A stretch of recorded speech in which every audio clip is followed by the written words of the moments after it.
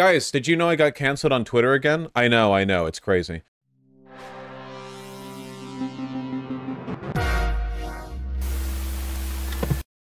Leftists need to swallow the hard pill of accepting that men benefit from patriarchy just like white people benefit from white supremacy, and thus there will always be major pushback to any meaningful feminist outlook, whether or not you try to coddle us. And then I responded, I really don't think the average man or white person benefits from patriarchy and white supremacy, and it's extremely counterproductive to say so. They perceive themselves to benefit from it. But the social consequences of these systems of oppression hurt everyone. I don't think white people or men would be in any way harmed if we did away with sexism or racism, and the myth that they would is spread aggressively by demagogues who want to keep those groups anxious of social progress. Like, think about trans people. Cis people, quote-unquote, benefit from not being subjected to the shit trans people are subjected to, but no cis person would be hurt by broadly better treatment of trans people, and many gender non-conforming cis people would probably also get treated better as a consequence. For this, I am trending 1 million views, getting dunked on by quote tweets with like tens of thousands of likes. One of the people who was really angry at you ended up tacitly agreeing with you. Everyone agrees. If anyone disagrees with this, I genuinely question like their sincerity in being a progressive. The counterpoint to what I said was that it was admitting you agree with like sexists when they say feminism hurts men. Look, if you have two states of being, inequality and equality. My position is that equality is universally liberating. There are really negative social consequences to inequality. Like, you can take a look at this, the evidence of it is pretty clear all about the place. Ask yourself, on average, are men happier in more patriarchal countries than they are in less patriarchal countries?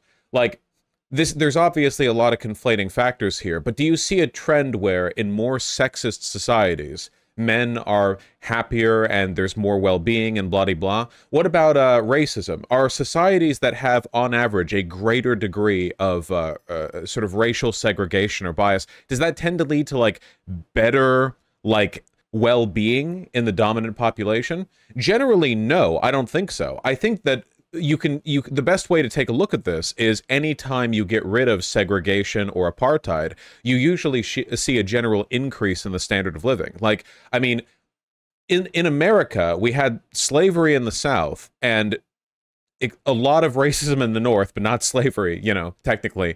And I guess the implication would be that, like, white people must have necessarily been better off in the South than in the North, because of the extractive process of the labor they were taking from black people who were kept as slaves.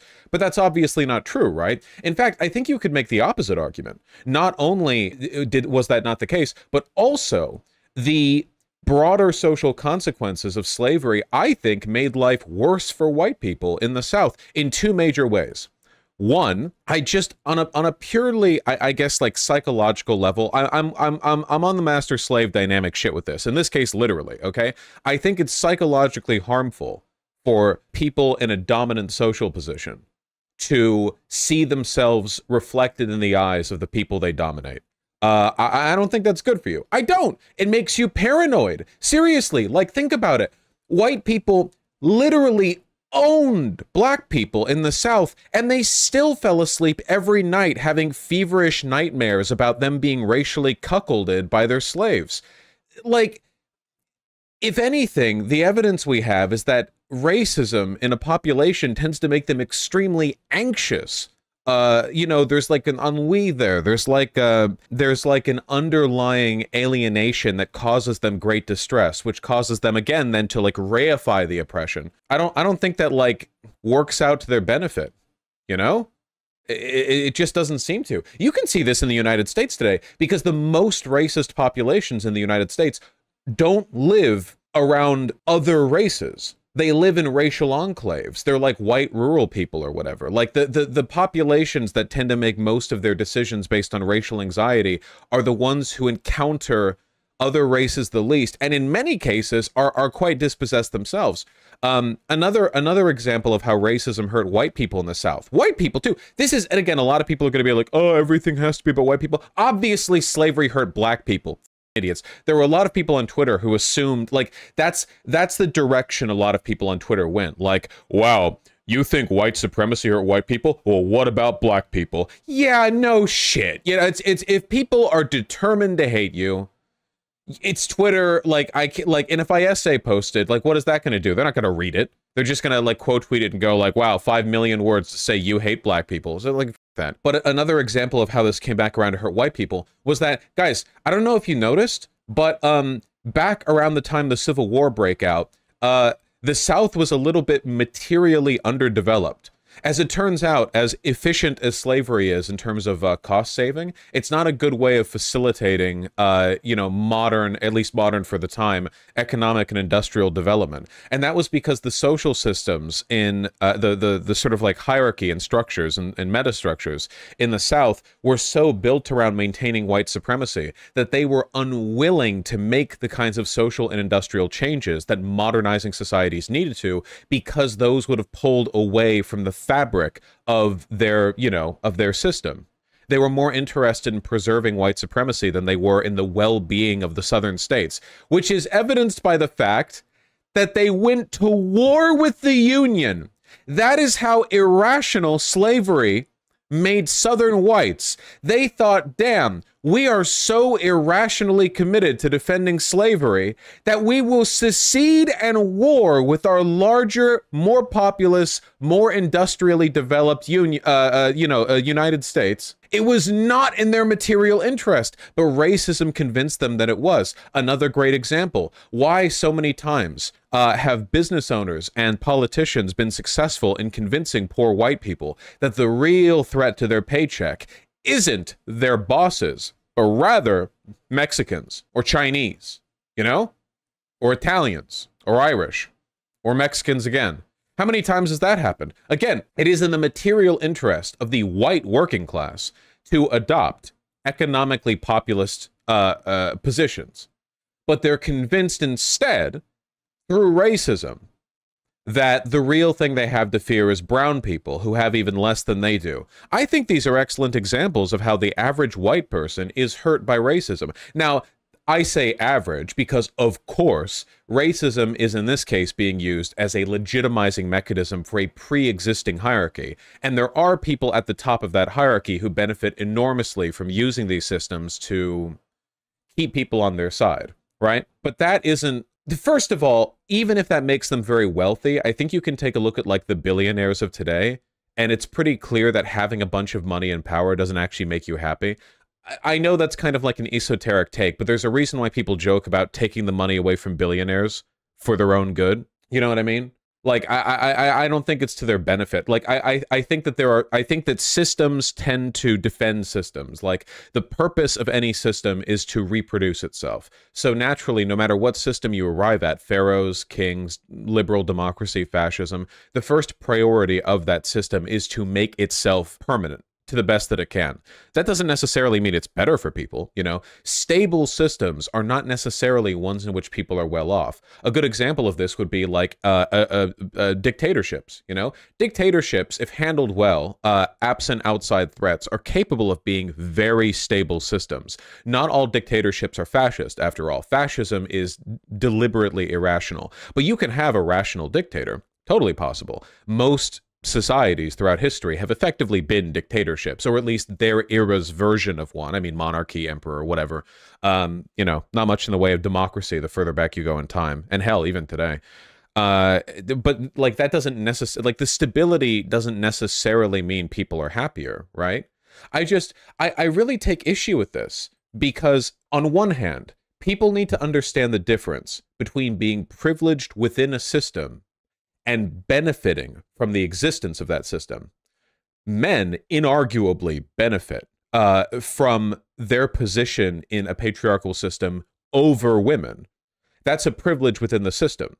But that doesn't mean they benefit relative to equality, right? So I don't like saying men benefit from patriarchy, because if the absence of patriarchy would make men better off, which I hope you believe, because otherwise you are literally agreeing with the people saying that feminism hurts men. That is the position you're taking if you disagree with that. Like, unambiguously, if you disagree with what I'm saying here, then when racists say anti-racism means anti-white, you agree with them. And when misogynists say feminism wants to hurt men, you agree with them. And I hope you don't. So, you know, I assume this was like a basic, you know, a basic position. I was arguing about this for like ages. I actually, because I was on, you know, I was traveling, so I had time on my phone. I was dozens and dozens of messages. People hate me for this, you know? I don't want to be one of those guys who just goes through like a collage of tweets disagreeing with me. Some of these people even are otherwise reasonable people. I think a lot of people just bristle at the idea of language which appears to make men the victims of patriarchy in kind of like a self-centered, you know, like, oh, well, what about the men sort of way. But obviously, the argument isn't that they're doing the worst off. The argument is that they would benefit from the removal of these systems. I don't think that racial equality would hurt white people at all. I think there are some niche cases where there really is like a zero-sum game dynamic, and better treatment of minorities would like hurt people who have been monopolizing that power. But here, let me point to a tweet here. Fun fact. The last time I went job hunting in video games, I sent out about 400 resumes, 200 with my name as Olivia, and 200 with my dead name. Identical resume. Nearly half using my dead name got callbacks. I got about 20 interviews from that bout. I got 0 as Olivia.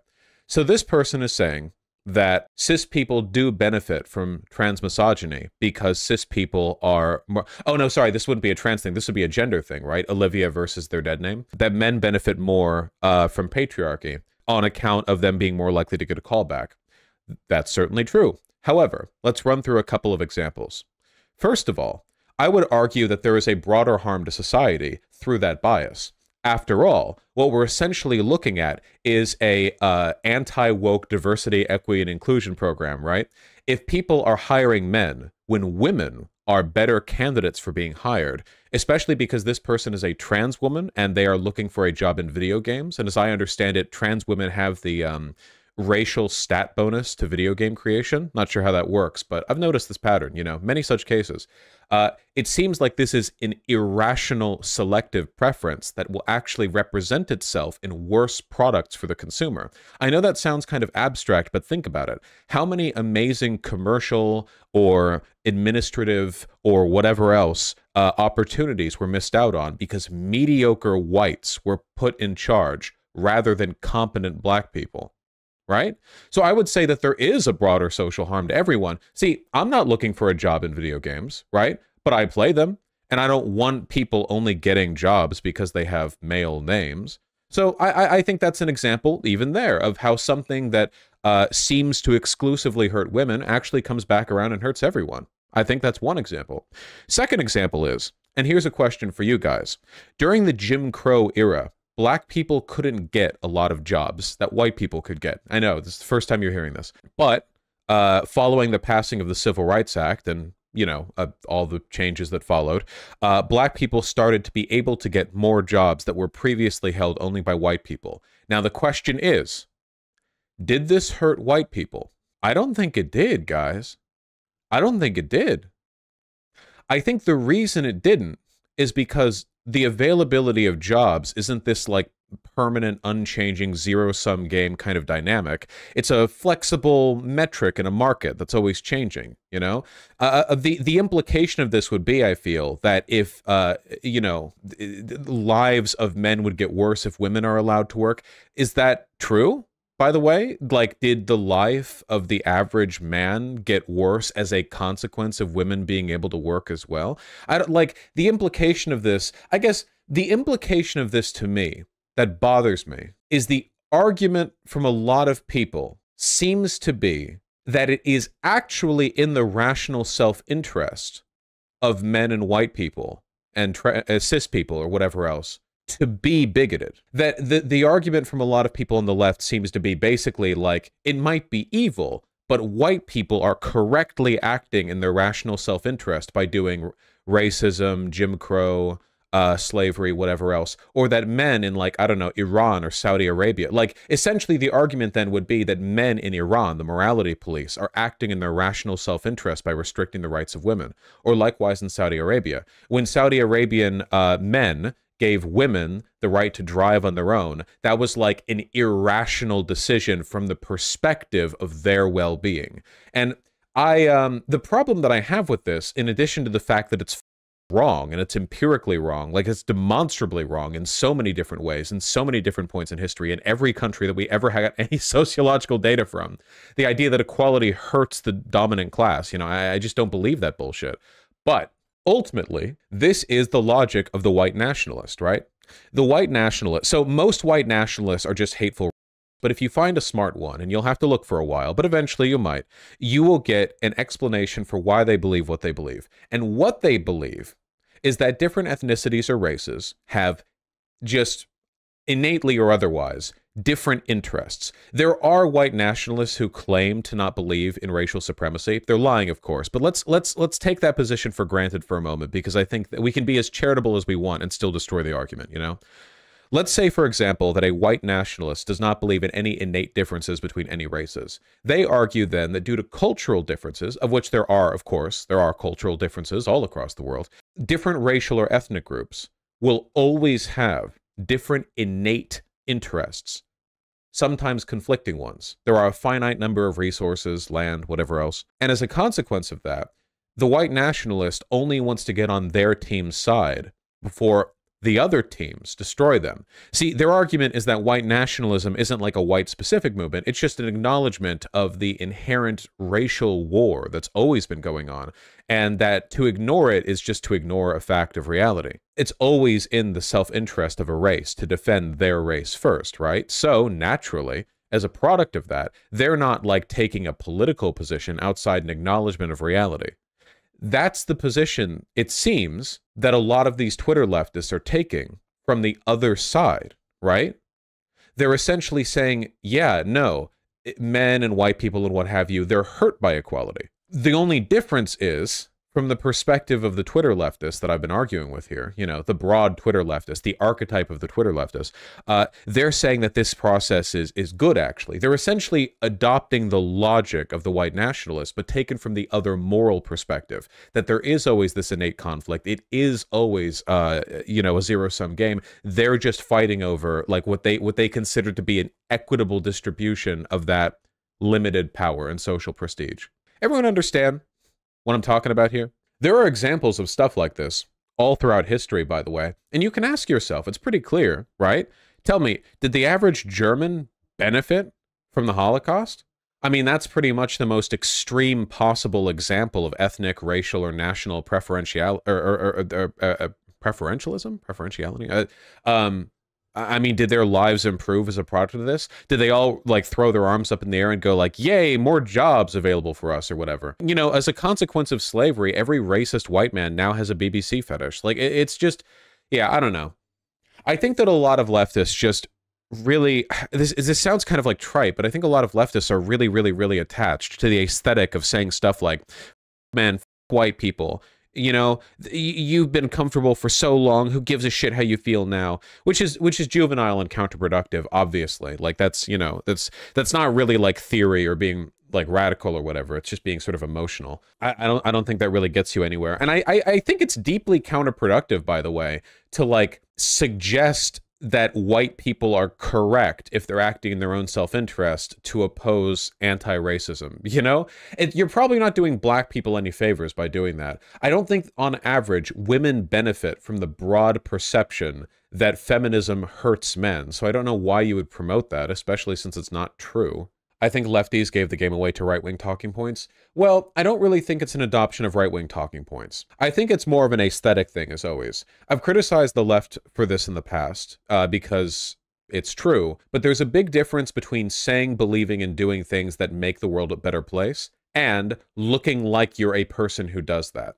And because ultimately people's beliefs are really, really governed by their desire to fit in, to be with an in crowd, to impress the people they respect, people have a tendency to like fall into these patterns where over and over and over again, they'll repeat bad arguments or bad ideas. Look at the Starbucks boycott thing. This is still like huge, like lefty QAnon. There are still probably millions of left-leaning people in the Western world who think that Starbucks is funding genocide in Israel.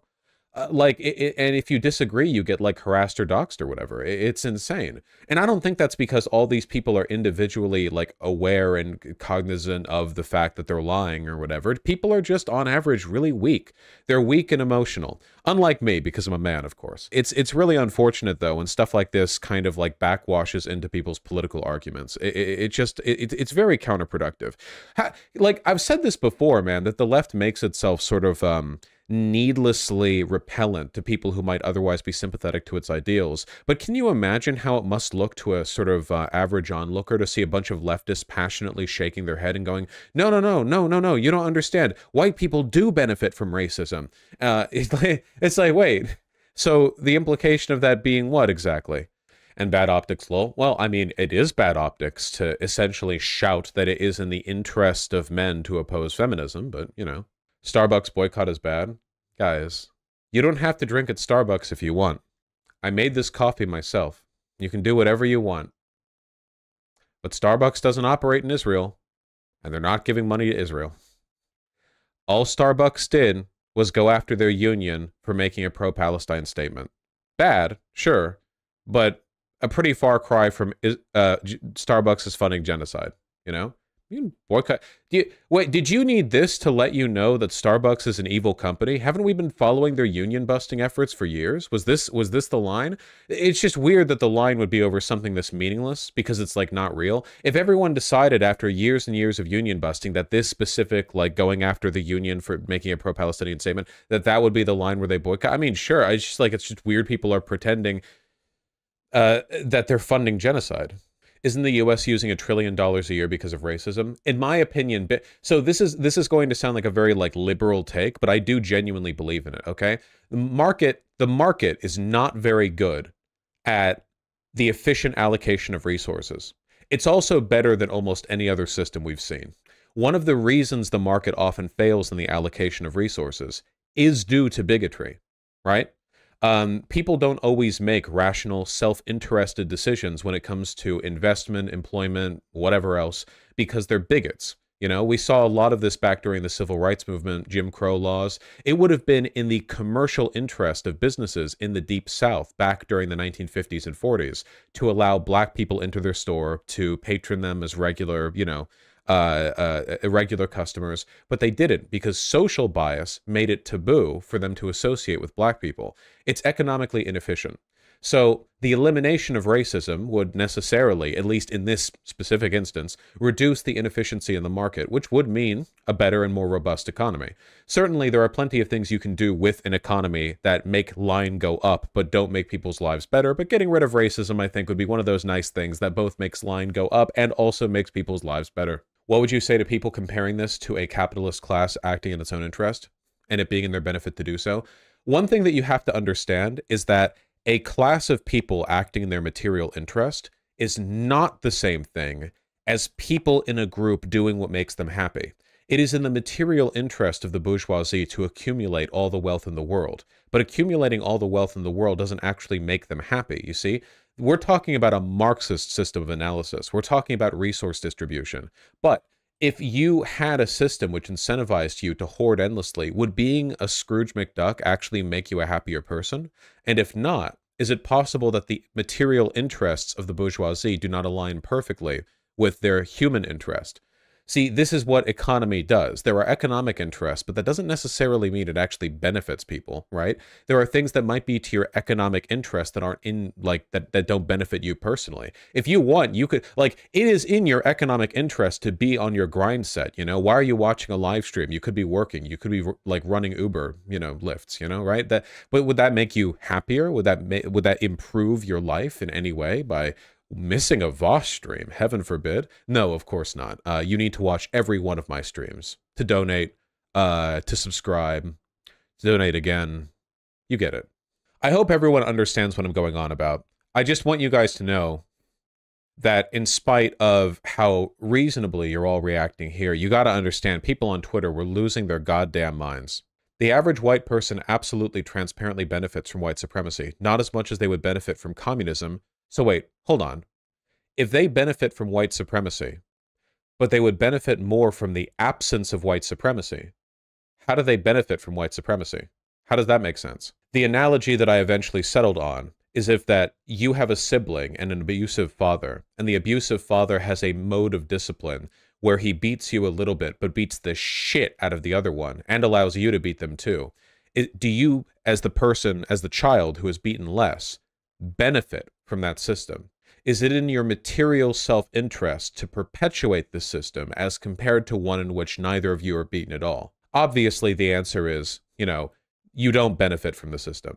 The system hurts another more than you, but you don't benefit from it. Most of the arguments that I had were semantic. People didn't seem to understand what I meant by benefit versus privileged within, even though I explained it many, many times. But what are you going to do? White people get several benefits from white supremacy: better job prospects, lower sentences, incarceration, greater income.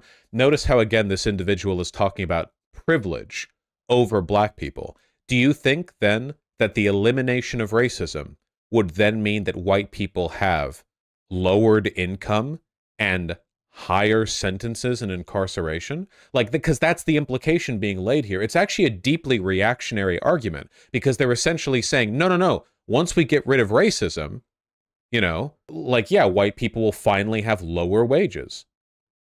Is that true? Is that true? I don't know, man. Nobody ever calls the police on me when I'm in a store. So would white people have police called on them in a store more often if we got rid of racism? You understand, right? It was basically thousands and thousands of comments that are like that. I tried arguing with a few of them, but people just weren't willing to budge. It's very frustrating for me. No, but they would have worse jobs. I don't even really agree with that. I don't agree with that. I don't think that history shows that the acceptance of other racial groups into the broader economy hurts the guys, we literally have and have gone over data on immigration in the United States not hurting the incomes or the jobs of domestic workers. Why are you guys adopting a right-wing perspective on this? That seems to be the argument here.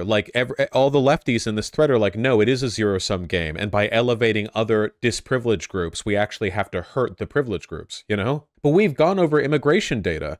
Immigration doesn't hurt the wages of domestic workers. Why is that? Why does letting in a group of people who are disproportionately poor or, maybe less educated? I'm talking all immigrants, by the way. Why does that not hurt the wages of the average American? Well, the reason for that is because the economy is complicated, and there are broad overall benefits to increasing the size of the pot. It's not a finite system, You are correct, so it's silly to argue past what you've already laid out. I just wanted to tie it all together so you guys understood the poison of arguing this way.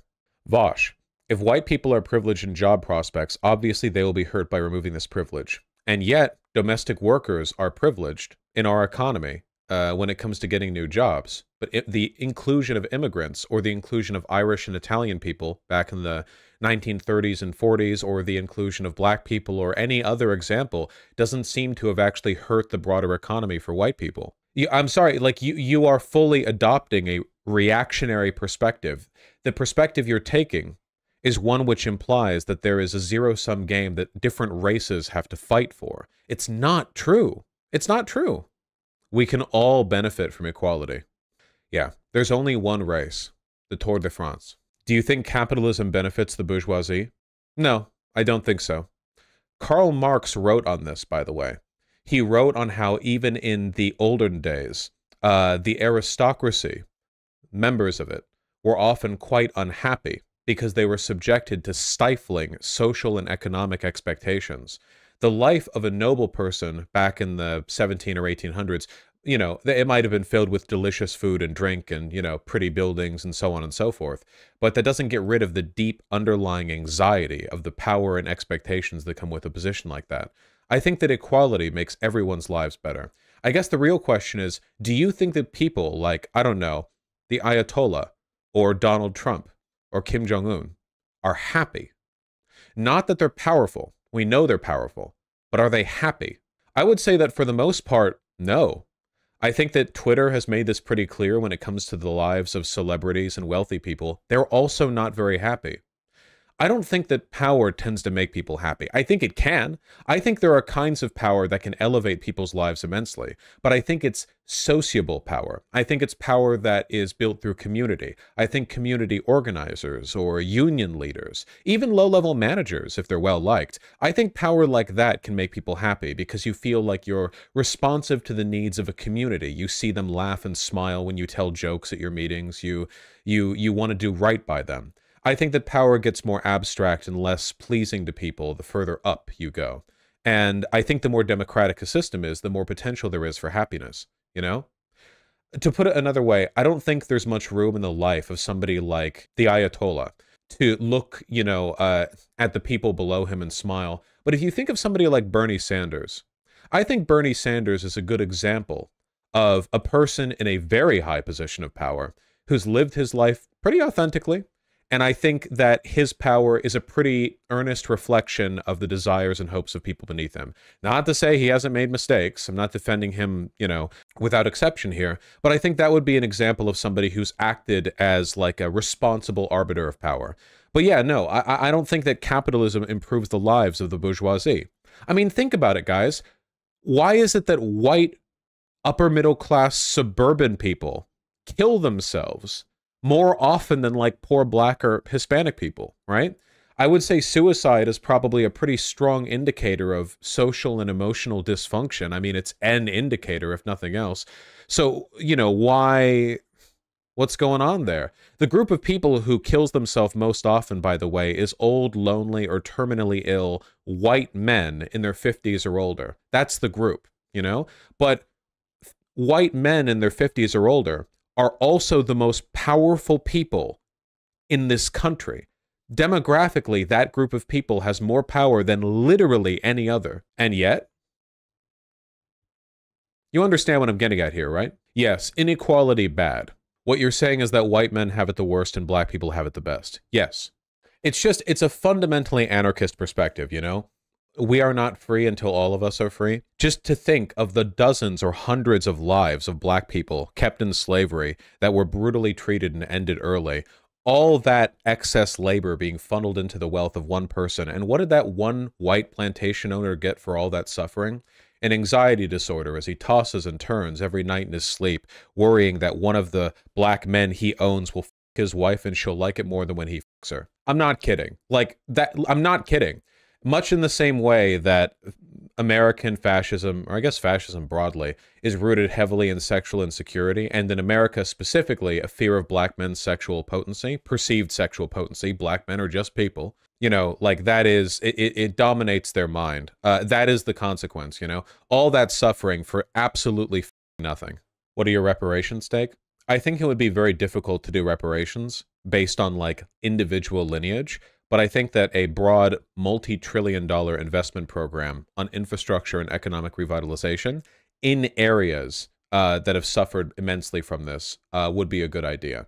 The lineage thing just seems logistically difficult. It's not necessarily a moral issue I have. It's just like, can you imagine like 100 million people all doing their 23andMes to try to like argue with the government over whether or not this technically counts? I don't know. Who was that person you had to talk about with that? I'm afraid I don't remember his name, but I think he made a very convincing moral argument for person-based reparations that I agree with. I just don't logistically think it's like doable, Morally, however, I think it's I think in a way they should be thought of as two different things. Could you defend your stance against people who claim that DEI hiring hurts the dominant demographic assuming same qualifications? Yeah, it's pretty easy. The problem is that DEI hiring doesn't mean anything. It doesn't. Like, it's literally like what is being referred to, There's like a broad swath of policies that corporations may or may not follow. You realize stuff like DEI is only done so they can jerk themselves off in front of their investors about how woke they are, right? Like, how much of this actually materially reflects the world? Like, seriously think about it. Like, with any understanding of the world that we live in right now and the massive income disparity between black and white people, is there really an epidemic of black people getting high-profile jobs they otherwise would not be qualified for? Like, is that actually a real issue, or are there just some companies that say, yeah, we're hiring diversity, and then everyone looks at that and freaks out. You know, it's very strange. You'd have to go by like a corporation by corporation basis.